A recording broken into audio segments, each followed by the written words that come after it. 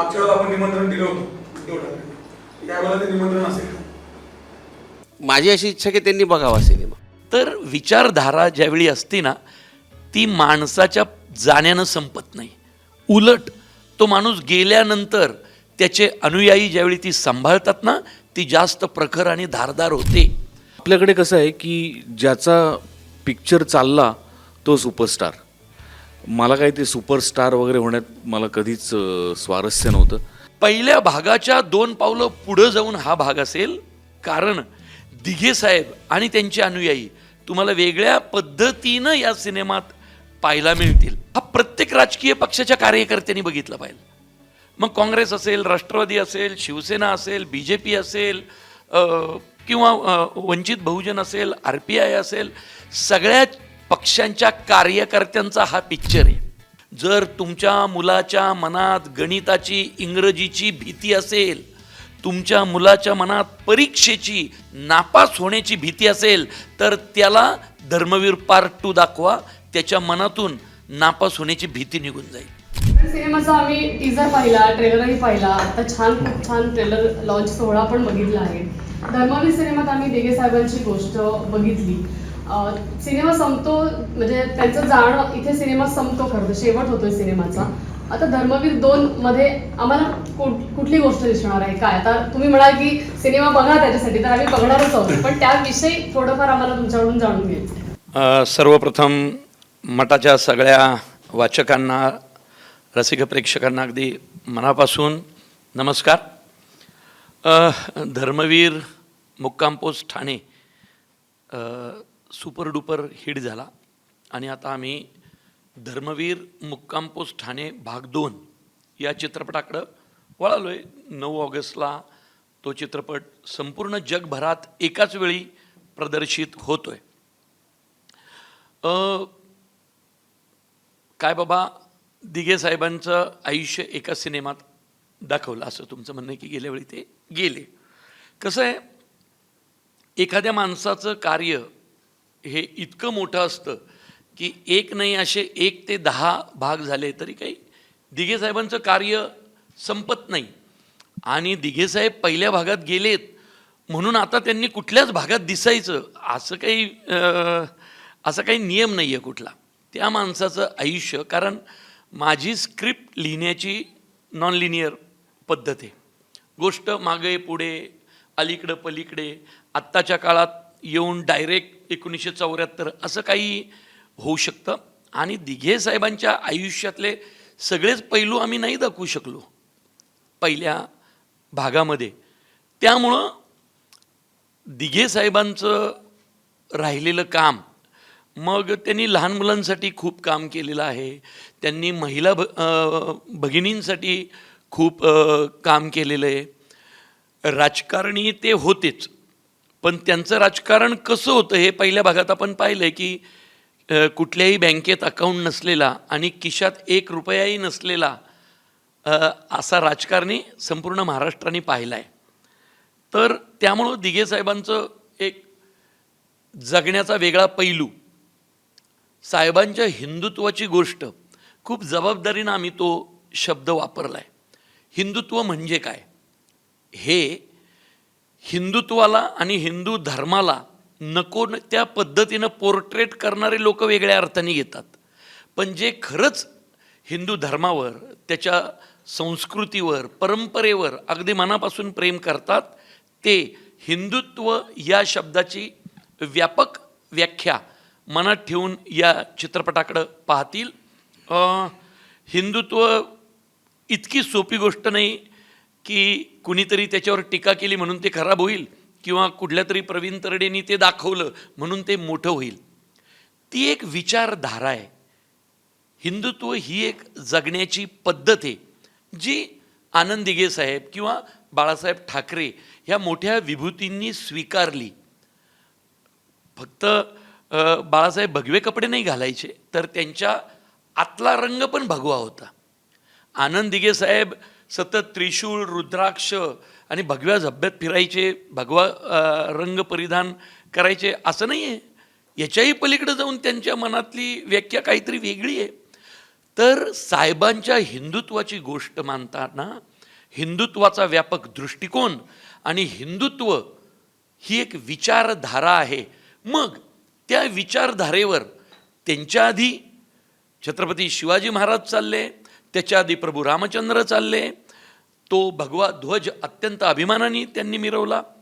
तो दृष्टिकोन घेऊन अनेक मोठमोठे नेते चालले. आता बाळासाहेब ठाकरे दिघे साहेबांनी ते स्वीकारलं आणि बाळासाहेब आणि दिघे साहेबांचं हिंदुत्व घेऊन जगणारी अनेक पिढ्या होतील, होत राहतील. त्यांची ही सगळ्यांची गोष्ट आहे जी पाहायला खूप आवडेल.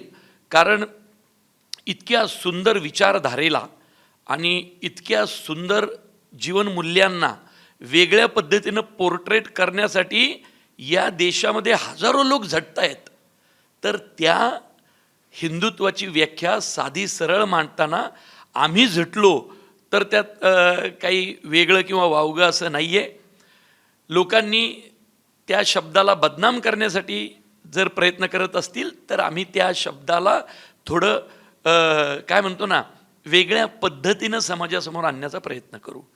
बाळासाहेब आणि दिघे साहेब ही त्या हिंदुत्वाला इथं छातीत घेऊन जगलेली माणसं आहेत. ही त्यांची गोष्ट आहे. आणि धर्मवीर सिनेमा लोकप्रिय झालाच आणि खूप गाजला, खूप जणांनी बघितला, ही खूप चांगली गोष्ट आहे. पण असं कधी झालं आता धर्मवीर 2 करताना की पहिल्या भागामध्ये अमुक एक गोष्ट राहून गेली किंवा काहीतरी वेगळ्या पद्धतीने काही करायला हवी होती, तर ती दुसऱ्या भागात करताना मध्ये करण्याचा प्रयत्न केला, असं काही झालेलं? अच्छा, असं कसं होईल? तो माझा स्क्रीन प्ले. मी ज्यावेळी स्क्रीन प्ले लिहितो तो इतका तकलादू किंवा वरवरचा कधीच लिहित नाही. अत्यंत अभ्यास करून प्रत्येक गोष्टीचा सारासार विचार करूनच चित्रपटात त्या गोष्टी येतात. आणि अशा बायोपिक करताना तर नक्कीच ती जबाबदारी खूप सांभाळावी लागते. ही बायोपिकला लोकांचे खूप वेगवेगळे दृष्टिकोन आहेत, वेगवेगळं म्हणणं आहे. असूही शकतं, असलंच पाहिजे, प्रेक्षकांच्या त्या म्हणण्यावरच सगळं चालतं. परंतु प्रत्येक गोष्टीचा अभ्यास केला गेलेला आहे. त्याच्यात मनाचं काही नाही आहे, मनाचं येऊ पण शकत नाही. आत्ताच्या काळातलं जर काही लेटेस्ट आलं असेल तर अनेक नेत्यांची भाषणं, त्यांचं म्हणणं, त्यांच्या तुमच्याबरोबरच्या न्यूजमध्ये आलेल्या गोष्टी पाहून त्या त्यांच्याकडनं कन्फर्म करूनच मग चित्रपटामध्ये आलेल्या आहेत. त्यामुळं अगदीच एखाद्या घटनेवर काही कुणाला प्रश्न पडलाच तर ते घटनेत जे पात्र बोलतंय, म्हणजे आत्ताच्या काळातलं जर असेल तर ते असेल तर तुम्ही त्या माणसाला जाऊन थेट विचारा. हे त्यांच्याशी भेटून बोलूनच मग चित्रपटात आलेला आहे. मंगेशला विचारायचा मला एक प्रश्न. पहिला सिनेमा जेव्हा तू केला तर खूप स्ट्रगल केलं होतं त्यावेळेला. म्हणजे आपल्या सगळ्यांना माहिती आहे की घर गहाण ठेवण्यापासून अनेक गोष्टी केलं होतं. आता दुसरा टप्पा, तो सिनेमा चांगला यशस्वी झाला. हा सिनेमा करताना कशा पद्धतीचं काही स्ट्रगल आलं, काय पद्धतीने हा सिनेमाचा तुझा प्रवास झाला निर्माता म्हणून? नाही, धर्मवीर आनंद दिघे साहेबांचे आशीर्वाद माझ्या पाठीशी आहेत हे धर्मवीर 1च्या वेळेलाच कळलं होतं. पण त्यांची जी पद्धत होती, मला असं वाटतं की त्यांनी तीच परीक्षा माझी बघितली असेल. म्हणजे असं म्हणतात की ते त्याच्या कार्यकर्त्याची खूप परीक्षा बघायचे की याचे पेशन्स किती आहेत, हा तेवढं काम करू शकतो की नाही. आणि नंतर त्यांचा नकळतपणे एक आशीर्वाद, एक पाठीशी थाप त्यांची असायची, असं त्यांच्या बऱ्याच कार्यकर्त्यांनी सांगितलं होतं मला. म्हणजे तशा अनेक उदाहरणं पण आहेत. मला असं वाटतं की धर्मवीर 1च्या वेळेस ते माझी परीक्षा बघत असतील, मी या परीक्षेत पास होतो की नाही. मी त्या परीक्षेत पास झालो. चित्रपट त्यांच्या आशीर्वादाने उत्तम झाला आणि प्रेक्षकांच्या आशीर्वादाने तो यशस्वी झाला. धर्मवीर 2च्या वेळेला मला अशी कुठलीही अडचण आलं नाही, कारण मला असं वाटतं की त्यांचे आशीर्वाद माझ्या पाठीशी सुरुवातीपासूनच होते. म्हणजे कुठलीच नाही, मला माझ्या कुठल्याही व्यवहाराची अडचण आली नाही किंवा परमिशनच्या बाबतीत अडचण आली नाही किंवा तारखांच्या बाबतीत अडचण आली नाही. जसं शेड्यूल आम्ही ठरवत होतो तसं त्या पद्धतीने होत होतं. एक मनात भीती होती की पार्ट 1 झी स्टुडिओजने घेतला, तो यशस्वी केला. पार्ट 2च्या वेळेला बजेटचे काही इश्यूज चालले होते. पार्ट 2च्या सुरुवातीला पार्ट 2 कधी सुरू होईल असा एक फार मोठा प्रश्न माझ्या मनात होता, कारण काही गोष्टी घडत नव्हत्या. आणि माझ्या मोबाईलचा वॉलपेपर मी दिघे साहेबांचा ठेवला होता आणि अचानकपणे तो मी चेंज केला होता. तर मी असं मनापासनं असं मी स्क्रोल करत होतो आणि मला असं वाटलं की यार वॉलपेपर चेंज केलं म्हणून काही झालं का? आता ही श्रद्धा असू शकते किंवा अंधश्रद्धा असू शकते. मी तो परत दिघे साहेबांचा वॉलपेपर लावला आणि दुसऱ्या दिवशी माझी जी अडचण होती ती सॉल्व्ह झाली. मला असं वाटतं की कुठल्या ना कुठल्या रूपाने दिघे साहेब माझ्या आसपास आहेत.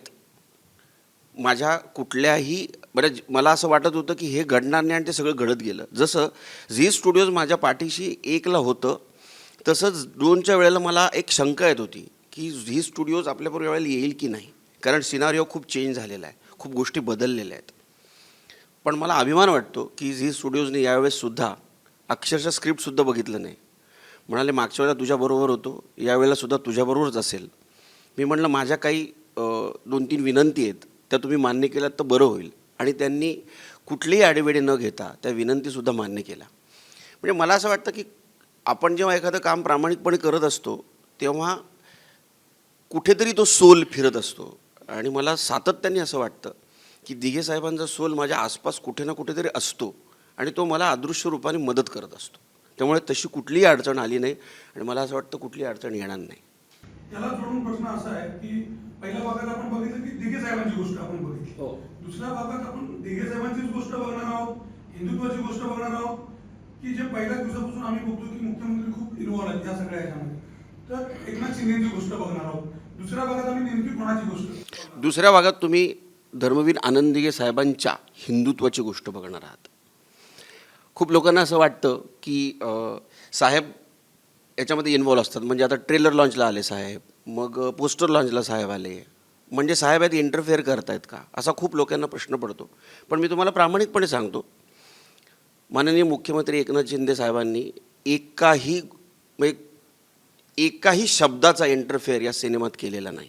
जसं धर्मवीर 1च्या वेळेला मला म्हणाले होते तुझ्या मनात जे आहे आणि प्रवीणला जे दिसतंय ते तुम्ही मांडा, तसंच यावेळेला केलेलं आहे. तुम्हाला जे वाटतंय या सिनेमातनं काय मांडावं तेच तुम्ही मांडायचा प्रयत्न करा. तो एकतर्फी होऊ देऊ नका, तो दुतर्फी होऊ देऊ नका. तो सिनेमा म्हणून सिनेमा राहू द्या, जेणेकरून जसा धर्मवीर 1च्या वेळेला संपूर्ण प्रेक्षकांनी याला उचलून धरलं, धर्मवीर दिघे साहेब जगभरात पोचले, त्याच पद्धतीने भाग 2ला सुद्धा ते जगभरात पोचवण्याचा प्रयत्न करा. त्यामुळे तुम्हाला बघताना धर्मवीर आनंद दिघे साहेबांच्या हिंदुत्वाची गोष्टच बघायला मिळणार आहे, बाकी काही नाही. प्रसादकडे येऊ आपण. आता आम्ही मगाशी चर्चा करताना पण म्हणत होतो की नाटकाचे प्रयोग करताना एक भूमिका आपण जेव्हा निभवत असतो तेव्हा ते जसे अंक होतात त्याप्रमाणे आपण ती भूमिका करत असतो. पण सिनेमाच्या बाबतीत तसं नसतं. 2 वर्षापूर्वी एक भूमिका आपण ती केली होती आणि 2 वर्षानंतर आपल्याला त्या भूमिकेत परत जायचं आहे. तर ह्या 2 वर्षाच्या पिरियडमध्ये त्या भूमिकेत शिरतानाचा तुझा प्रवास कसा होता, काय काय अडचणी आल्या त्या प्रवासात, त्या भूमिकेत परत जाताना, त्यावेळेचे आम्हाला जरा अनुभव तुझे ऐकायला आवडतील. तुम्हीच म्हणालात प्रवीणजी, त्यानुसार माझ्यावर संस्कार रंगभूमीनीच केलेले आहेत. नाटकात मी एक गोष्ट शिकलो की आजच्या प्रयोगात एखादी चूक झाली असेल तर ती उद्याच्या प्रयोगात दुरुस्त करायची किंवा करता येते. नाटकात ती संधी असते, चित्रपटात ती संधी नसते. एक टेक झाला, तो एकदा छापला गेला आणि तो पिक्चर लॉक झाला की झाला. माझ्या नशिबाने मी एवढा स्वतःला भाग्यवान समजतो की बायोपिकचा टायटल रोल पुन्हा एकदा करण्याची संधी मिळालेला मी एकमेव नट असावा. त्यामुळे या निमित्ताने माझा पुन्हा एकदा अभ्यास झाला. मी पुन्हा एकदा धर्मवीर भाग 1 पाहिला माझा एकट्याने. आणि मग अभिनेता म्हणून मला ज्या काही त्याच्यात त्रुटी वाटल्या, अभिनेता म्हणून किंवा ज्या काही उणीवा वाटल्या की मला हे अजून छान करता आलं असतं, मला हे अजून वेगळं करता आलं असतं. वर्षागणिक काय, मला असं वाटतं अभिनेता हा दिवसागणिक मॅच्युअर होत असतो, व्हायला पाहिजे. आणि जितका तो मॅच्युअर होत असतो तितकाच त्यांनी आत्मपरीक्षण करायला हवं. म्हणजे पहिल्या भागातलं माझ्या कामाचं कौतुक झालं, खूप लोकांना माझं काम आवडलं. पण ते सगळं विसरून जाऊन मला दुसऱ्या भागाकडे बघणं गरजेचं होतं. कारण मला ज्या काही त्रुटी जाणवत होत्या त्या सुधारण्याची संधी पुन्हा एकदा दिघे साहेबांच्याच आशीर्वादाने म्हणूया मला मिळाली होती. सो मी त्या दृष्टीने भाग 2कडे बघतोय की अभिनेता म्हणून मला अजून मॅच्युअर्डली काम करता आलं आहे का, किंवा लेखक दिग्दर्शक म्हणून प्रवीणच्या ज्या काही थोड्याफार अपेक्षांना मी कमी पडलो असेल कदाचित भाग 1मध्ये, त्या अपेक्षा मला पूर्ण करता आल्या आहेत का. लोकांसमोर मी अजून मॅच्युअर्डली प्रेझेंट होऊ शकतोय का, या सगळ्या गोष्टींचा धांडोळा मी घेतला आणि त्या पद्धतीने भाग 2मध्ये मी काम केलं आहे. आता काय कसं केलं आहे, आवडतंय नाही ते प्रेक्षक ठरवतील. क्षितिज, धर्मवीर भाग 1 सिनेमामध्ये तुझ्या भूमिकेची लांबी तशी तुलनेने कमी होती. आता आम्हाला दिसतंय की तुझं काम दिसतंय, तू सतत दिसणार आहेस फ्रेममध्ये. तर हे एक कलाकार म्हणून किती तुझ्यासाठी आव्हानात्मक होतं, कारण की तू जवळपास पूर्ण दिसतोय सिनेमावर. तर तू तुझ्या त्या भूमिकेसाठी आणि या गोष्टीसाठी तू स्वतःला कसं प्रिपेअर केलंस? पार्ट 1 असो किंवा 2, खरं तर आणि length may differ cinema to cinema, पण महत्त्व जसं होतं तसंच ते या सिनेमात सुद्धा आहे. आणि अर्थात धर्मवीर हेच सिनेमाचं नाव असल्यामुळे आनंद दिघेंविषयीचाच सिनेमा आहे हा. मात्र मला असं वाटतं, तयारीबद्दल तू विचारलंस म्हणून, की एक या सगळ्या पलीकडे, कामापलीकडे एक नागरिक म्हणून मी सगळं राजकारण, इतिहास राज्याचा आणि हे सगळं पाहत आलोच आहे आणि अजूनही लक्ष देऊन पाहत असतो, वाचत असतो, तुमचंच माध्यम वाचत बघत असतो. पण या निमित्ताने त्या विषयात त्यांच्या आयुष्यांमध्ये अधिक जास्त डोकावून बघण्याची संधी मिळते आणि ही संधी फार कमी जणांना मिळते असं मला वाटतं. कारण अदरवाईज मी काही त्या अर्थी पॉलिटिकली इन्व्हॉल्ड नाही आहे. मी नागरिक म्हणूनच सामोरं जातो या सगळ्याच गोष्टींना, बातम्यांना. पण मला वाटतं त्या अधिक जास्त बारकावे पाहणं, त्यानिमित्ताने आयुष्य जास्ती बघणं या मंडळींचं हे होतं. आणि अर्थात मंगेश दादा, प्रवीण सर ही मंडळी खूप जास्त अभ्यास करून आली आहेत. म्हणजे मंगेश सरांनी तर अर्थात ते दिघे साहेबांना पाहिलं, भेटलेत आणि त्यांचा जवळचा संबंध होता त्यांच्याशी. आणि मुख्यमंत्री महोदयांशी तर आहेच आहे जवळचा संबंध त्यांचा. आणि ते सगळं पाहिलेलं नसूनसुद्धा प्रवीण सरांनी इतका सुंदर तो सिनेमा पेलला आहे. त्यामुळे माझ्यासाठी खरं तर हा तो ट्रस्ट गेम आहे. त्यामुळे मी तिथे कुठलाही प्रश्न न विचारता या सेटअपमध्ये आलेलो आहे आणि त्यांच्या बरहुकूम काम करतो. मात्र माझा एक नट म्हणून काहीतरी अभ्यास करायचा प्रयत्न असतोच. त्यात मेअर इमिटेशन ही गोष्ट तर आलीच, पण त्यापलीकडे माझ्याकडे सगळ्यात जास्त ॲसेट ही मंगेश सरांसारखी मंडळी आणि शिंदे साहेबांबरोबर वावरणारी राहणारी मंडळी आहेत, ज्यांच्याशी त्यांच्याविषयी बोलणं होतं. आणि एक गोष्ट माहिती आहे का, अशी आहे की आपण आता मीडियासमोर इतके असतात शिंदे साहेब, तुम्ही सगळेही तितकंच पाहता त्यांना, तर ना त्यांची पोस्ट काहीही असली तरी त्यांचं थाट त्या अर्थी हे नाही, आपण दूर नसतो त्यांच्यापासून, ते आपल्यातले एक असतात आणि हीच त्यांची ताकद आहे मला वाटतं. त्यामुळे ना एक संधी चांगली आहे की खरंच माणूस म्हणून पोर्ट्रे करता येतं त्यांना, असं कुठलं तरी दूरचं व्यक्तिमत्व म्हणून नाही त्यांच्याकडे बघावं लागत. ही खूप महत्त्वाची गोष्ट आहे. अशा अनेक गोष्टी आहेत, म्हणजे सांगता सांगता खूप सांगावं लागेल, मग थोडक्यात सांगतो एवढंच. तुम्ही मगाशी म्हणालात की स्क्रिप्ट असते ती कधीच तुमची वरवरची नसते, त्याला काहीतरी बेस असतो, त्याला सगळ्या गोष्टी असतात. संहितेचाच एक भाग म्हणजे संवाद. तुमच्या प्रत्येक सिनेमामधले जे संवाद असतात ते एकदम म्हणजे ऍप्ट असतात, लोकप्रिय होतात आणि तो USP असतो सिनेमाचा. तर त्याच्या मागची एक थॉट प्रोसेस तुमची काय असते? म्हणजे ते त्यावेळी सुचत जातं किंवा म्हणजे जेव्हा सुरू असतं, शूटिंग सुरू असतं म्हणा, किंवा कसं सुचत जातं? कारण की हा USP आहे तुमच्या सिनेमाचा. त्याची प्रोसेस आम्हाला ऐकून आवडेल. कसं असतं, लेखन ही प्रक्रिया मुळात अशी आहे की ती वर्कशॉप लावून तुम्हाला समजू नाही शकत. मुळात तुमच्या आत कुठंतरी ते असावं लागतं. लिखाण ही गंमत अशी आहे की मुळात तुम्ही विषय कुठला निवडता. मी आजपर्यंत लव्ह स्टोरी बरी नाही निवडली आहे कधी, बरोबर की नाही? माझ्या पिक्चरमध्ये हिरोईन पाहिली का कधी की तिला? कारण का माहिती आहे का, एक तर माझा विषय मातीचा असतो किंवा माणसांचा असतो. आणि माणूस आणि माती जर तुम्हाला शब्दातून मांडायची असेल तर त्याच्यासाठी विचार प्रक्रिया वगैरे भाग नसतो. जितकं आतून येईल तेवढी ती गंमत असते.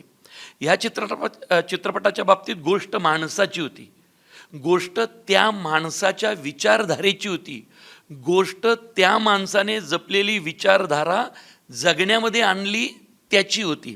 त्यामुळं अशी गोष्ट मानताना जबाबदारी होतीच. म्हणून मी मंगेशला किंवा प्रत्येकाला सांगायचो, मी अमुक एक घटना घेईल, पण ज्याच्याबद्दल घेतोय त्या माणसाने एकतर ती सांगितली पाहिजे किंवा त्या माणसाने कधीतरी मीडियात ते बोललेलं पाहिजे. म्हणजे झाला माझ्याकडे पुरावा. म्हणजे उद्या हे असं काय घेतलंय, हा व्हिडिओ बघा, ते तसं काय घेतलंय, तो नेता त्या भाषणात बोललाय बघा. त्यामुळं अशा पद्धतीच्या ह्याच्यामध्ये पुरावे आणि या गोष्टी असतात. आता गंमत अशी आहे की जसं कुणीतरी मगाशी म्हटलं की दिघे साहेब तर गेलेत पहिल्या भागात, आणि मी म्हटलं तेच. आता मग रामकृष्ण तर 5000 वर्षांपूर्वी गेले, मग आजच्या कॉन्टेंटमध्ये आणि विषयांमध्ये कसे काय घ्यायचे ते. तर विचारधारा ज्यावेळी असते ना, ती माणसाच्या जाण्यानं संपत नाही. उलट तो माणूस गेल्यानंतर त्याचे अनुयायी ज्यावेळी ती सांभाळतात ना, ती जास्त प्रखर आणि धारदार होते. आणि अशा गोष्टी लिखाणामध्ये आणताना आपली सत्सद विवेक बुद्धी आणि सहज भाव हा जर जपला तर ती एकदम ताकदीने येते. म्हणून सरसेनापती हंबीरराव लिहिताना विचार थोडीच केला, ते माझ्या आतून आलं. कारण मी शेतकरी आहे. 2-2 वर्ष पाऊस नाही पडला तरी थंडीच्या दवावर ज्वारी बाजरी काढणारी जाते. परिस्थिती जेवढी बिकट, मराठा तेवढाच तिखट. आता माझ्या आजोबांना, पंजोबांना, माझ्या वडिलांना, माझे वडील आजही शेतातच असतील ना, कुठल्या तरी बांधावरती. आता पाऊस पडतोय, भात लावणीची तयारी असेल, बरोबर ना. तर कसं आहे माहिती आहे का, ज्यावेळी हिवाळ्यात पाऊस नाही पडत हो, पण जी थंडी पडती, हरभऱ्यावरती त्याचं जे दव पडतं ना, दव. आता तुमच्यातले ग्रामीण भागातले किती लोक आहेत माहीत नाही, पण आमचा आजोबा आम्हाला गुडघ्यावर बसून हरभऱ्याच्या पानांवरचं ते दव चाटायला लावायचा. आम म्हणतात त्याला, आम. ती आम चाटणं हे म्हणजे भले भले आजार त्यांनी बरे होतात असं म्हटलं जायचं. आणि थंडीत पडलेला तो दव पानांवरनं, बुंद्यावरनं मातीत जातो. त्यामुळं पावसाची गरज नाही पडलं. त्या दवावर ज्वारी बाजरी काढणारी जाते आपली. म्हणजे एवढी चिवट माणसं आहेत आपण. तर मराठा माणूस यांना व्यक्त करताना मराठी माणसाचा शेतीतला हा एक गुणधर्म त्याला ताकदीने आपण आणतो आणि ते दिसतो. तर या पद्धतीचे संवाद हे, किंवा साहेब तुम्ही आम्हाला घोडे लावले तर आम्ही तुम्हाला बैल लावू, आणि बैल कधी एकटा येत नाही, जोडीने येतो, ते पण नांगरा सकट. का हा फेमस झाला? कारण आता लोकांना कदाचित अंगावर येतं शहरी भागात, अरे काय बोलला. आमच्याकडं काय असं प्रेमाने पण घोड्याऐवजी बैलाचा उल्लेख होतो. ग्रामीण भागात मोकळी ढाकळी माणसं आहेत. तर संवाद त्या पद्धतीने आले पाहिजेत. शेती इकायची नसते हो, शेती राखायची असते. असेच संवाद तुम्हाला प्रसादजींच्या तोंडी पाहायला मिळतील या सिनेमात पण, आणि ते तितक्याच प्रभावीपणे बाहेर आलेले आहेत आणि लोकांना ते आवडतील. पहिल्या भागाच्या 2 पावलं पुढं जाऊन हा भाग असेल, कारण दिघे साहेब आणि त्यांचे अनुयायी तुम्हाला वेगळ्या पद्धतीनं या सिनेमात पाहायला मिळतील. आणि काही जण ही गोष्ट आजच्या घटनांशी रिलेट करतील, काही जण 30 वर्षापूर्वीच्या घटनांशी रिलेट करतील. हा ज्याचा त्याचा पॉईंट ऑफ, कुठल्या व्हॅन्टेज पॉईंटवर आपण उभे आहोत तसं त्या गोष्टीकडे पाहतो.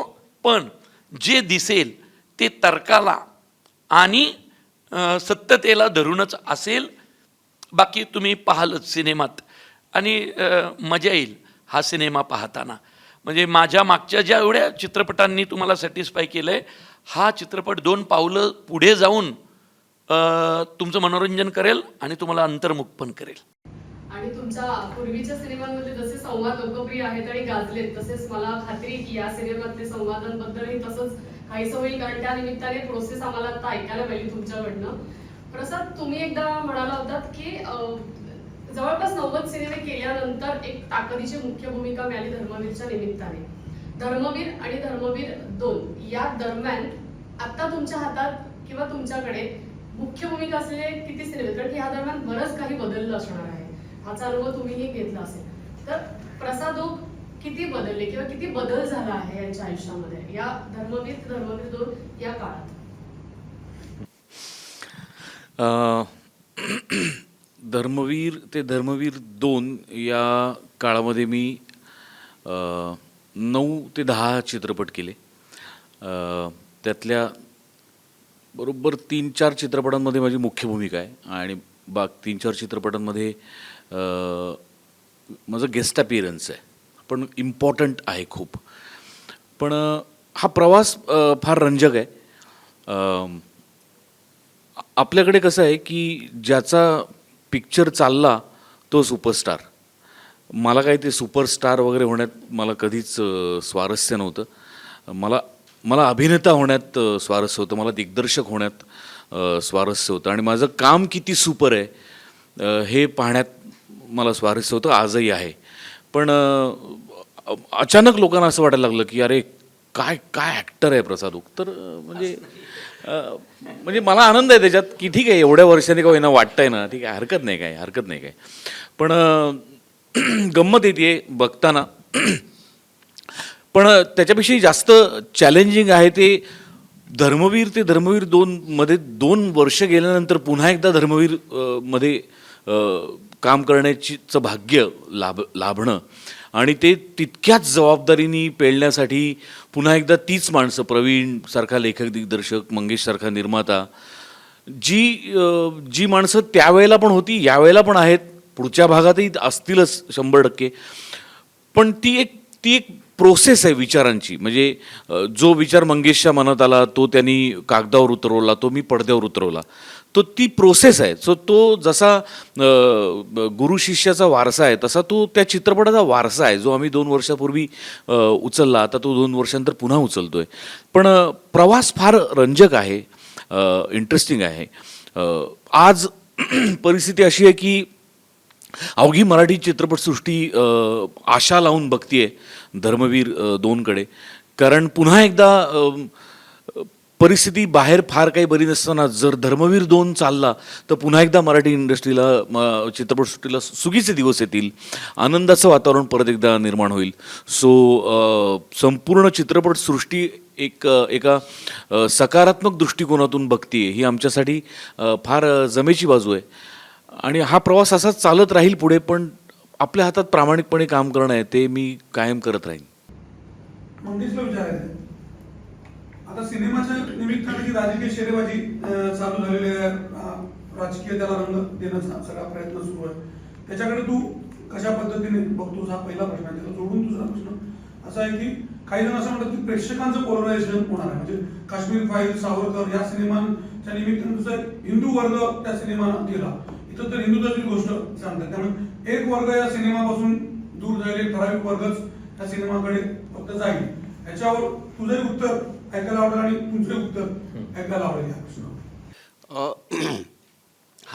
या सिनेमाचा ट्रेलर आल्यानंतर टीजर हे बघा काय, या सिनेमाचं पोस्टर आलं तेव्हा एक वेगळी चर्चा झाली, या सिनेमाचा टीजर आला तेव्हा एक वेगळी चर्चा सुरू झाली, आता परवा ट्रेलर आल्यानंतर अजून एक वेगळी चर्चा सुरू झाली. आज आम्ही राजसाहेबांना भेटायला गेलो, त्याच्यावर अजून एक वेगळी चर्चा सुरू झाली. माणसाचा विचार हा त्याच्या परिस्थितीनुसार बदलत असतो. या सगळ्या प्रोसेसमध्ये कोणाकडनं काय रिस्पॉन्स येतो आहे, कोण काय चर्चा करतं आहे, हा त्यांचा विचारधारेचा प्रश्न आहे. आम्ही सगळ्यांनी मिळून एक प्रामाणिकपणे चित्रपट तयार केलेला आहे, ज्याचा सिक्वेल करायचा हे पहिला भाग संपत असतानाच ठरलं होतं. तो काही असं नाही झालं की चला आता दुसरा आपण, परिस्थिती सगळी बदलते, आपण दुसऱ्या भागाला सुरुवात करू, असं काहीच नाही. ते तेव्हाच ठरलं होतं. त्यामुळे मी या सगळ्या गोष्टीकडे एक चित्रपट एंटरटेनमेंट म्हणूनच बघतो. समोरचा माणूस काय विचार करतोय, समोरचा माणूसवर काय रिॲक्ट होतोय, हा त्याच्या परिस्थितीवरचा विचारसरणीचा भाग आहे. त्यामुळे तो काही मुद्दा नाही. दुसरी गोष्ट अशी की एक विशिष्ट वर्ग हा सिनेमा बघायला जाईल, हे तर म्हणजे हे खोडलं जाणार आहे. जेव्हा हा सिनेमा येईल तेव्हा असं लक्षात येईल सगळ्यांच्या की एक विशिष्ट वर्ग नाही, प्रत्येक माणूस, जो माणूस आहे ज्याच्यामध्ये आजही भावना जिवंत आहेत, तो प्रत्येक माणूस हा सिनेमा बघायला जाईल. आणि तो प्रत्येक माणूस सिनेमा बघून येऊन एवढंच म्हणेल की याच्यामध्ये माणसांची गोष्ट सांगितलेली आहे, माणसांच्या सेंटिमेंटची गोष्ट सांगितलेली आहे, आणि जे सांगितलेलं आहे ते कुठेही खोटं नाही, जे खरं आहे तेच सांगितलेलं आहे.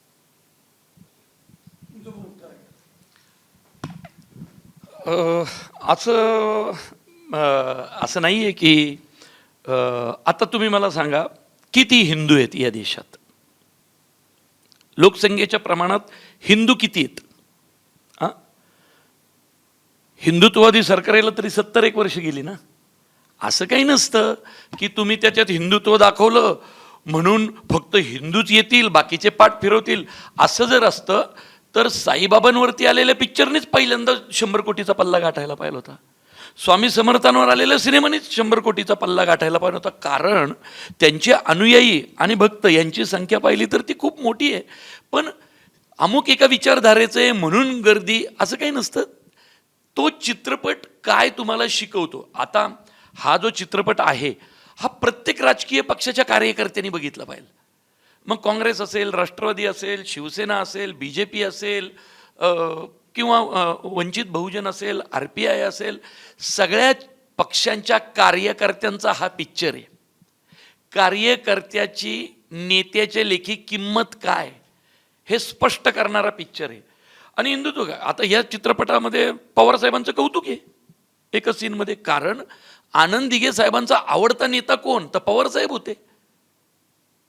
असं काही नाही की चित्रपट अमुक एका साहेब, हेच तर सांगतोय ना, मुळात हिंदुत्वाची व्याख्याच आपण खूप छोटी करून ठेवलेली आहे. ती व्याख्या बदलण्याचं काम आम्ही करतोय, व्यापक दृष्टिकोन मांडतोय.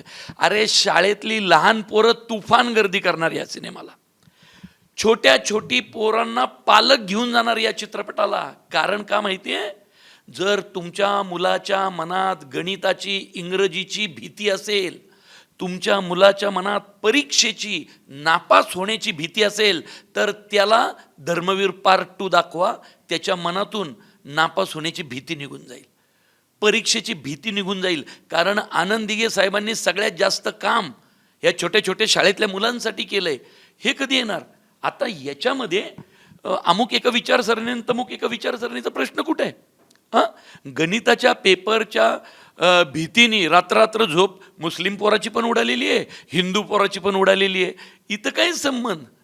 आम्ही त्याच्या मनातली भीती घालवलेली आहे. आम्ही फक्त हिंदू मुलांच्या मनातली भीती गणिताची घालवू दे या चित्रपटातून असं थोडीच आहे. गणिताची भीती सगळ्यांच्याच मनात आहे. इथं जातीपातीचा काय संबंध आहे. म्हणून म्हटलं ना, चित्रपटाकडे व्यापक दृष्टीने पहा. सगळ्यात मोठा प्रॉब्लेम कोणाचा होणार आहे माहिती आहे का, जे या चित्रपटावर खूप टीका समजा केली आणि नंतर चित्रपट येईल ना, त्यानंतर वेगळी उत्तर असतील.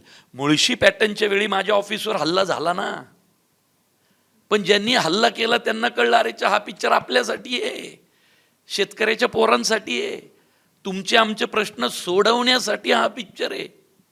तर सिनेमा पूर्ण पाहिल्यानंतरच त्या प्रतिक्रिया द्यायला पाहायला मजा येईल. आणि काय दरवेळी रियालिटी फॉरेनच्या सिनेमांनीच दाखवायची का. दरवेळी साऊथच्या पिक्चरमध्ये मोठे कुठलं तरी राजकीय माणसाचं कौतुक, आपण किती दिवस कौतुक करत राहणार. अरे जयललितावरचा पिक्चर बघितलं का, अरे ते काय NT रामारावरचा पिक्चर बघितला का. अरे येऊ द्या ना आपल्या पण माणसांचे. आणि आजपर्यंत राजकीय माणसाची बायोपिक हिट झालेली मला सांगा किती येऊन गेले सिनेमे, किती मोठमोठ्या लोकांवरती येऊन गेले राजकीय. पण काय माहिती आहे का, एंटरटेनमेंट व्हॅल्यू आणि जगलेलं आयुष्य यांचं मिश्रण एका एजवरच्या लाईनवरती केलं ना की पिक्चर सुपरहिट होतात. आणि जो एक समज होता ना महाराष्ट्राच्या प्रेक्षकांच्या मनात की राजकीय माणसावर केलेले पिक्चर या महाराष्ट्रात चालत नाही, तो आम्ही खोटा पाडला ना. आनंद दिघे गेला की सुपर डुपर हिट, तसाच पुढचाही सिनेमा जाईल. त्यामुळं मनाची कवाडं अशी खुली करून या हा चित्रपट पाहिला. प्रत्येक राजकीय पक्षाच्या कार्यकर्त्यांनी तर आलंच पाहिजे हा पिक्चर पाहिला. नक्की कार्यकर्ता आज महाराष्ट्रात कुठल्या टप्प्यावर आहे. तो नेत्याच्या दारात उभा आहे का, तो नेत्याच्या घराच्या दाराच्या पलीकडे उभा आहे का, तो बांधावर उभा आहे का, तो अजून क्षितिजावर उभा आहे आणि नेत्यांचे चाललेत पक्ष, असं आहे का. तर सगळ्यांनी मनाची कवाड उघडी ठेवून या. जो जसा हा चित्रपट बघेल त्याला तसं या चित्रपटातनं उत्तर मिळेल. आणि जर काही खोटं असेल तर मला बोला. मग आता लहानपणाचा विषय निघाला म्हणून आम्ही असं ऐकतोय की या दुसऱ्या पार्टमध्ये आनंद दिघे सिगरेट पिताना किंवा त्यांच्या तोंडी शिवी नाहीये, हे ठरवून केलं. हां ठरवून. बघा कसं झालं, पहिला सिनेमा सुपरहिट झाला. तर सुपरहिट कसा झाला हे सगळं आमच्या निर्मात्यांनी म्हणून मंगेश देसाईला मी नेहमी सर्वोत्कृष्ट निर्माता हे एका कारणासाठी म्हणतो. तर तो काय फक्त पिक्चरचा प्रॉफिट घेऊन गप्प नाही बसला. मला हा प्रॉफिट कसा झाला हे 6 महिने तो तपासत होता. नंतर लक्षात आलं, अरेच्या सिनेमा लहान मुलं आणि महिलांमध्ये प्रचंड फेमस झाला. अरे शिंदे साहेबांनी जे काही आत्ता लाडकी बहीण योजना केली ना, या लाडक्या बहीण योजनेचं मूळच मुळात दिघे साहेबांच्या जगण्यात सापडतं. दिघे साहेबांनी महिलांकडे पाहण्याचा जो दृष्टिकोन ठेवला, त्यांना न्याय मिळवून देण्याचा दृष्टिकोन ठेवला. रक्षाबंधन बघा की, दिघे साहेबांचं रक्षाबंधन अख्ख्या महाराष्ट्रातून बायका यायच्या राखी बांधायला. कदाचित हे मूळ त्याच्यातच सापडतं. त्यामुळं लहान मुलांचा प्रश्न आम्ही ठरवला असं की दिघे साहेबांना सिगरेट पिण्याची सवय होती, आणि माझा एक नियम आहे की माझ्या कुठल्याच चित्रपटात, मुळशी पॅटर्न, देऊळबंद, मी सिगरेट किंवा दारू असे सीन ठेवत नाही. आणि मी स्वतः जर कधी ॲक्टिंग करत असेल तर मी पण टाळतो की मी असा सीन करणार नाही, कारण सिनेमा हे संस्काराचं माध्यम आहे.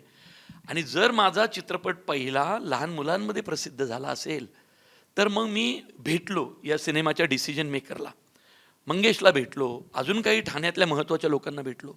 म्हटलं गेल्यावेळी ते सिगरेट पिताना आपण दाखवलं आहे, आता आपण दिघे साहेबांच्या हातात नाही ठेवली सिगरेट तर चालेल का? त्यावेळी सगळेजण म्हटले डन. आणि म्हणून यावेळी दिघे साहेबांच्या हातात सिगरेट नाही आहे, कारण हा चित्रपटच मुळात लहान मुलांसाठी आहेत. त्यांनी बघावा, त्यांच्या मनातली परीक्षेची भीती जावी, या कारणाने अनेक गोष्टी झालेल्या आहेत. रोज 1,500-2,000 पोरं सेटवर आणायची, निर्मात्याला काय खर्च येतो मला माहिती आहे. अहो 1-1 रुपयासाठी निर्माते डोकं खातात हो. अरे किती जेवणाचं ताट, हे कितीचं, अरे एवढे पैसे कधी, म्हणजे लोकांनी जेवायचं पण नाही. असं असताना मंगेश देसाईसारखा निर्माता सढळ हाताने देतो, तर आपण त्याची भावना पण जपली पाहिजे.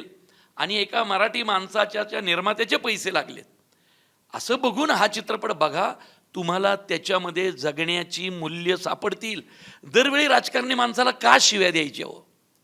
होऊन गेलेत ना या महाराष्ट्रात आनंद दिघे साहेबांसारखे राजकारणी, आपण त्यांचा आदर्श ठेवू हां, आणि त्यांच्या जगण्यातली जीवनमूल्य शोधण्याचा, आत्मसात करण्याचा प्रयत्न करू. त्यामुळं यंदाचा चित्रपट लहान मुलं आणि महिला ज्या पद्धतीनं गर्दी करणार आहेत, म्हणजे त्याला तोड नाही. म्हणजे अनेक महिलांना तर मी सांगेल, तुमची लाडकी बहीण योजना कुठून जन्माला आली हे बघण्यासाठी तरी तुम्ही हा चित्रपट बघा. हां, म्हणजे ते सरकारची धोरणं, आता ह्याच्यात आम्ही जात नाही, पण ती योजना कुठून जन्माला आली, यंदाच्या रक्षाबंधनलाच ॲडव्हान्स तिकीट बुक करा आणि मग कळल की या महाराष्ट्राच्या लाडक्या भावानं 30-35 वर्षापूर्वीच ही योजना जन्माला घातलेली आहे. या माझ्या महाराष्ट्रातल्या कुठल्याही बहिणीवर झालेला अत्याचार मी सहन करणार नाही, मग मी कुठल्याही टोकाला जाईल, स्वतःची न्यायव्यवस्था उभी करेल, असे होते धर्मवीर आनंद दिघे साहेब. ओके, त्यामुळं दणकून चित्रपट बघा, मजा येणार आहे. प्रसादला विचारायचं आहे, इथे सिनेमातल्या डायलॉग आघाडीपासून अनेक विरोधी पक्षांवर टीका वगैरे सगळं आहे, तर असं करताना तुला असं कुठं वाटत होतं की ना हे डायलॉग नको, का मला पुढचं काही सिनेमे करताना हे या डायलॉगचा अडचणी होऊ शकते, किंवा असं काही मुद्दे तुझ्या बाबतीत आले का? हे बघ, मी एक अत्यंत प्रामाणिकपणे काम करणारा अभिनेता आहे. या असा संवाद मी म्हटल्यानंतर काय होईल याचा विचार निर्माता दिग्दर्शकाने करायचा, मी नाही. मला निर्मात्याने सांगितलं तुला कास्ट केलेलं आहे, मला दिग्दर्शकाने सांगितलं हा तुझा डायलॉग आहे. मी तो वाचला, मला तो आवडला, मी तो माझ्या भूमिकेत प्रामाणिक राहून सादर केला. हा डायलॉग प्रक्षोभक आहे का हा डायलॉग वाईट आहे का हा डायलॉग चांगला आहे का, हा कुठल्या एकाच पक्षाकडे झुकणार आहे का, याचा विचार मी करत नाही. कारण इथे मी अभिनेता म्हणून आहे. मी दिग्दर्शक म्हणून जेव्हा असेन तेव्हा मी हा विचार करीन जो आत्ता प्रवीण करतोय. पण माझा प्रवीणवर 100% विश्वास आहे. त्यामुळे त्या विश्वासाला जागून माझ्यासमोर जे आलं ते मी अभिनेता म्हणून प्रामाणिकपणे करायचा प्रयत्न केला. आणि मी जसं म्हटलं ना की असं काही नाही आहे, एकीकडे झुकले ना एके बाजूला. चित्रपटाच्या गोष्टी पाहिल्यानंतर तुम्हाला म्हणून म्हटलं ना की आता पवार साहेब तर वेगळ्या पक्षाचे आहेत, म्हणजे हे तर विरोधक आहेत ना. पवार साहेबांना आत्ताचं हे वेगळे आहेत, तरी पवार साहेबांचं कौतुक आहे चित्रपटात. पवार साहेबांचं कौतुक आहे कारण आनंद दिघे साहेबांचे ते लाडके नेते होते. मग आम्ही हा नाही विचार केला की अरे मग आत्ताच्या सरकारमधल्या लोकांना काय वाटेल ते वाटेल. एखाद्या राजकारण्यात जर चांगला गुण असेल तर त्याचं कौतुक हे झालंच पाहिजे, आणि ते या चित्रपटात तुम्हाला पाहायला मिळेल. म्हणजे असं मला एका मोठ्या नेत्याच्या बोलण्यात लक्षात आलं की 25-30 वर्षापूर्वीची गोष्ट आहे की एक रॅली चालली होती आणि कुठल्या तरी कार्यकर्त्यांनी काहीतरी शरद पवारांबद्दल घोषणा दिली, तर आनंद दिघे मागे होते, त्यांनी त्याच्या संख्येने कानाखाली वाजवली आणि ते त्याला काय म्हटलं माहिती का, तू तुझ्या लेवलनी घोषणा दे, एवढ्या मोठ्या नेत्यावर टीका करायचा तुला अधिकार नाही, ते बाळासाहेब आणि पवारसाहेब बघून घेतील त्यांच्यातले वाद, तू तुझं काम कर. तात्पर्य आपल्या इथं राजकीय सिनेमे अनेक येऊन गेले, सिंहासन, सामना, ह्याच्यात काही कित्येक डायरेक्ट पात्र वेगळी होती पण टीका तर डायरेक्ट झाल्या, तरी सगळ्यांचं स्वागत केलं गेलं सगळ्या चित्रपटांचं. त्यामुळं महाराष्ट्रामध्ये चित्रपट, नाटक यांनी या सगळ्याच्या परंपरा जपलेल्या आहेत. हा सिनेमात काही वास्तव दिसलं, वास्तव जाणवलं तरी ते तपासून पाहावं आणि मग त्याच्यावर उहापोह करावा. क्षितिज, आता प्रसादला ज्या मुद्द्यावर प्रश्न विचारला तसाच तुला विचारायचंय. तू आधीही वेगवेगळ्या कलाकृतींमध्ये भूमिका केल्यास, हो. पण प्रामुख्याने तू आता या सिनेमामुळे तू जास्त लोकांना तसा माहितीस, म्हणजे एकनाथ शिंदे यांची भूमिका तू साकारलीस तशी तुझी इमेज आहे. तर विशिष्ट अशी इमेज जेव्हा प्रेक्षकांमध्ये तयार होते तेव्हा कलाकार म्हणून पुढच्या काही कामांबद्दलची धाकधूक किंवा भीती मनात असते. तुझं असं झालंय कारण की तुझ्या ते इमेज तशी क्रिएट झाली आहे प्रेक्षकांच्या मनात. मला ॲब्सल्युटली भीती नाही वाटत एकतर, आणि तसं जर होणार असेल, तशी प्रतिमा तयार होणार असेल तर ती मला 100% कालांतराने तोडायला आवडेलच. नाही, याचं कारण असं की सरेंडरन्स हा की पॉईंट आहे कुठल्याही ॲक्टरसाठी. आणि लागूनचं जे पुस्तक आहे लमाण म्हणतो ना आपण, मी ओझं वाहणार आहे. निर्माता, लेखक, दिग्दर्शक हे जे क्रिएटर्स आहेत त्यांचा आणि प्रेक्षकांमधला इफेक्टिव्ह दुवा होणं एवढंच माझं काम आहे आणि एवढीच माझी भूमिका आहे खरं तर त्यातली. त्यामुळे ती भूमिका वट्ट बजावणं आपल्या बॉसला हवे तशी, हे माझं काम आहे. आणि मला उलट सांगायला, म्हणजे जरी मी आता या सिनेमाच्या निमित्ताने बोलत असलो आणि मला ॲब्सल्यूट अभिमान आहे मी या सिनेमाचा भाग आहे याचा, आणि कुठल्याही अडचणीशिवाय, आणि I will on it always, पण तरीसुद्धा मला याचाही अभिमान आहे की मी विविधांगी आणि वेगवेगळ्या विचारसरणीच्या प्रोजेक्टचा भाग झालेलो आहे. म्हणजे लोकमान्यमध्येही काम केलं आहे, ज्याला एका सर्टन विचारधारेचा शिक्का असला तरी आता म्हणजे आपल्याच वर्तमानपत्राकडे टिळकांचं चित्र आहे. तरीसुद्धा तो इतिहास खरा काय आहे हे वाचताना लक्षात आलं की आपल्यापर्यंत पोहोचलंच नव्हतं काही. आपल्याला शेंगा आणि टरफलांपुरते टिळक कळले. तसंच दिघे साहेबांचं आहे, म्हणजे तुलनेचा भाग नाही हा अजिबात, पण कितीतरी अनहर्ड गोष्टी ज्या पार्ट 1 मध्ये दाखवल्यावर लोक सरप्राईज झाली, तितकीच सरप्राईज हा पार्ट बघतानाही होतील. त्याचबरोबर काय गोंद्या आलारेमध्ये काम केलं होतं. हमीद नावाच्या डॉक्युमेंटरीत ज्योती सुभाषच्या मी काम केलं होतं, जी हमीद दलवाईंवरची. त्या अर्थी विविध विचारसरणीच्या भूमिका आहेत या सगळ्या आणि हे प्रोजेक्टसुद्धा. सो मी याच्यात काही पर्सनल इंटेंट काहीच बाळगण्याची गरज नाही, आणि इंटेंटच नसल्यामुळे भीतीही नाही आहे असं मला वाटतं. मंगेशला असं विचारायचं की निर्माता म्हणून काम करताना अभिनेता कुठेतरी मागे थोडा पडतोय का या सगळ्या प्रवासात, आणि आता बाकी अभिनेता म्हणून पुढे काही प्रवास सुरू आहे? नाही, मुळात मी अभिनेता आहेच. उलट मला असं वाटतं की मी निर्माता झालो की माझं अजून एक वेगळं दालन मला मिळालं. कारण अभिनेता असताना अभिनेता व्यतिरिक्त अजून काहीतरी काम करावं नेहमी मला जास्त काय म्हणतात त्याला, शोधायला खूप आवडतं. काहीतरी वेगळं करत राहायला पाहिजे. ही चांगली संधी मला चालून आली होती. माझं स्वप्न होतं 2013 पासून बघितलेलं हे स्वप्न होतं. उलट मला असं वाटतं की मला एक दुसरा ट्रॅक मिळाला. आणि मी अभिनेता असल्यामुळे निर्माता झाल्यावर अभिनेत्याला काय त्रास होतो, त्याचे काय प्रॉब्लेम्स असतात हे मला कळू शकतात. सगळ्यात महत्त्वाची गोष्ट काय असते अभिनेत्यासाठी, वेळेवर पैसे मिळणं, उत्तम जेवण मिळणं, चांगला प्रवास होणं, आणि सिनेमा त्यांनी जे काम केलेलं आहे ते प्रेक्षकांपर्यंत पोहोचवणं. या चारही गोष्टी मी प्रामाणिकपणे करायचा प्रयत्न केलेला आहे. प्रेक्षकांपर्यंत पोहोचवण्याच्या प्रयत्नामध्ये झी स्टुडिओज माझ्याबरोबर आलं, आणि आज झी स्टुडिओजला कोणीच त्यांचा हात धरू शकत नाही सिनेमा पोहोचेपर्यंत. आणि राहिल्या आधीच्या 3 गोष्टी, माझा एक्सपिरियन्स होता की वेळेवर पैसे न मिळाल्यामुळे काय होऊ शकतं, कशी फीस भरल्या जाऊ शकत नाही, कसा हप्ता जात नाही, जेवण उत्तम नाही मिळालं तर कसं पोट दुखतं, त्याचा कसा आजारावर परिणाम होतो, आणि प्रवास नीट झाला नाही तर आपण कॅमेरासमोर किती विचित्र दिसतो. हे सगळे अनुभव मी घेतल्यामुळे ह्या सगळ्या गोष्टींचा या आपल्या नटांना, आपल्या क्रूला त्रास होऊ नये याचा मी 100% प्रयत्न केला. त्यामुळे उलट मला असं वाटतं की निर्माता झाल्यामुळे मी अजून जबाबदारीने वागायचा प्रयत्न करायला लागलो आहे. पण अभिनेत्याचं म्हणशील तर अजून पण कधी कधी असा त्रास होतो की आपण ट्रॅक सोडून चाललो आहेत का, आपण काहीतरी रोल केला पाहिजे म्हणण्यापेक्षा आपला पिंड मुळात ॲक्टिंगचा आहे, अभिनयाचा आहे. आणि प्रवीणनी मला शब्द दिलेला आहे आणि आत्तापर्यंत प्रवीणनी ज्यांना ज्यांना शब्द दिला तो पूर्ण केला आहे. 2 बसले माझ्या बाजूला आता मधला शब्द. त्यामुळे मी वाट बघतोय आता एखादा छान रोल करायचं. पत्रकाराचं नाव मला दुसऱ्या भागात ऐकायला मिळणार आहे का पुण्यात? नाही, पत्रकाराचं आहे नाव त्याचं. हे बघ, तुम्हा पत्रकारांना सांगायला नको तो कोण पत्रकार, सगळ्यांना माहिती आहे.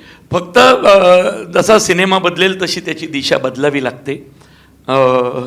प्रत्यक्ष आयुष्यातही त्या पत्रकाराचं असंच असतं. ओके, त्यामुळं त्या पद्धतीने ते होईल. पण मंगेश देसाईला मी 2 अभिनेत्यांवर माझ्याकडनं खूप अन्याय झाला आहे. एक माझी बायको स्नेहल तरडे आणि दुसरा मंगेश देसाई. या टोकाचे नट माझ्याकडे आहेत, पण मी त्यांना ना अजून काही देऊ शकलो नाही त्यांच्या योग्यतेचं. पण मंगेश, जसं प्रसादला मी धर्मवीर दिला कारण मी त्याला शब्द दिलता. माझ्या देऊळबंद चित्रपटात त्यांनी एक छोटीशी भूमिका केली ती माझ्या सिनेमात. त्या तो मानधन घ्यायचा, ते मी माझ्याकडे देणे इतके पैसे नव्हते, पण तरी त्यांनी ते काम माझ्या शब्दाखातर केलं. तेव्हा मी त्याला बोललो होतो की प्रसाद, एक दिवस असं येईल की असा एखादा सिनेमा तुला देईल ना की तू त्याचं सोनं करशील. आणि दिघे साहेबांची भूमिकेत त्यांनी ते करून दाखवलं. तसंच माझं दातेला मी दातेची पहिली एकांकिका पाहिली 2008, 9, 10 साली कधीतरी. तर म्हटलं, रे कोण आहे रे पोरग, काय भारी काम करतंय. त्याला पकडला, तुझं नाव काय? तो म्हटला क्षितिश दाते. एक तर त्याचं नाव मला उच्चारता येईना, क्षितिश असं काहीतरी बोलायला लागलं. तो पोटफोड्या श वी भाषेतले सगळे अवघड व्यंजन. तर मी त्याला म्हटलं, तू जो कोण दाते असतो, मी जो कुठला सिनेमा करेल माझ्या सिनेमात तू असणार. म्हणून मुळशी पॅटर्नमध्ये त्याला घेतला. हंबीरराव, धर्मवीर सगळ्या ह्याच्यात तो आहे. तसा मंगेश देसाईला माझा शब्द आहे की विंगेमध्ये उभं राहून तुझी नाटकं पाहिली आहेत, जाऊबाई जोरात वगैरे. माझ्या लेखी खूप मोठा अभिनेता आहे तो, खूप मोठा अभिनेता आहे मंगेश.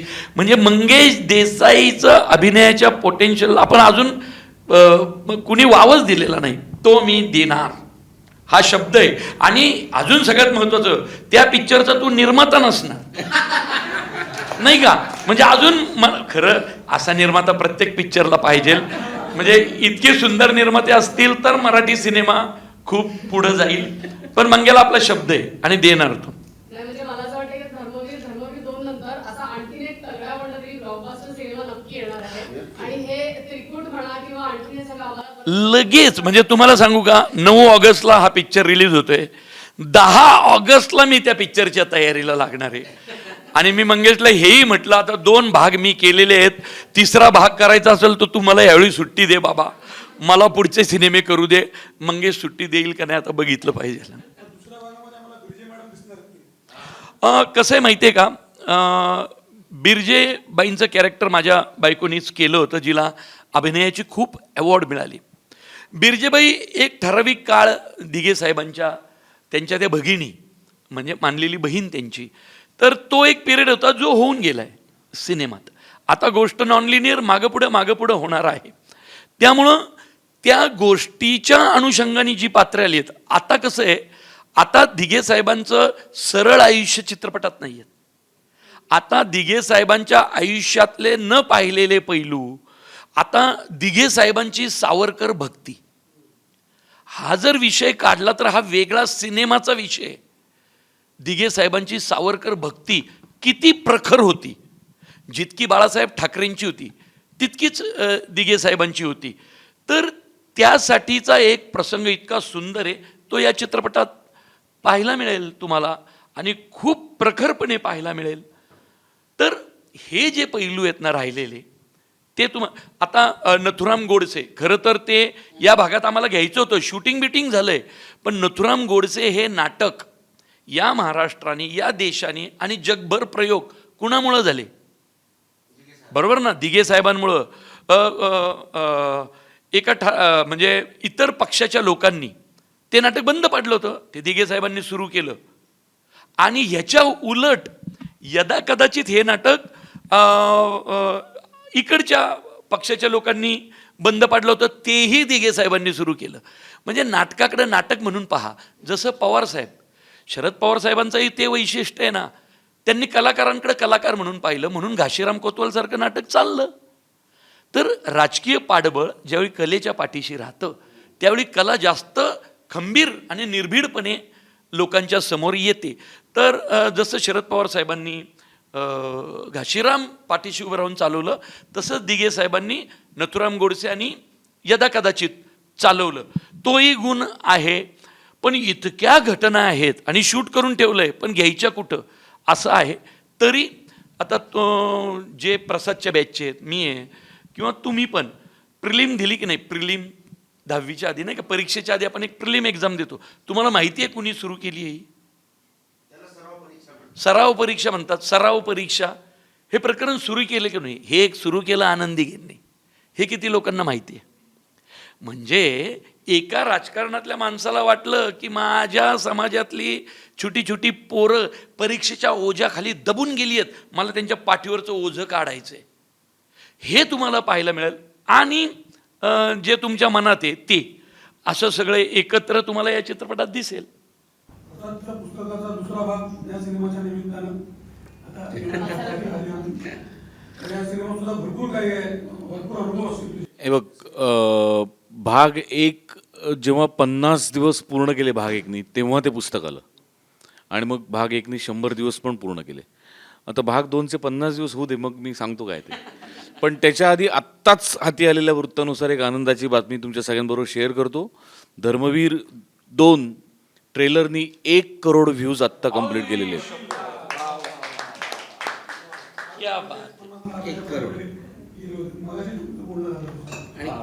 सिनेमाचे एवढे हो किती वेळा? शनिवारी आणि आज सोमवारी होतो.